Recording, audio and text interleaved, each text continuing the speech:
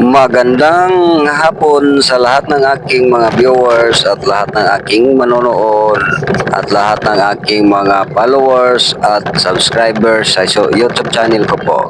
Magandang hapon sa inyong lahat. Ayan po ang pangalawang birada mga kapatid.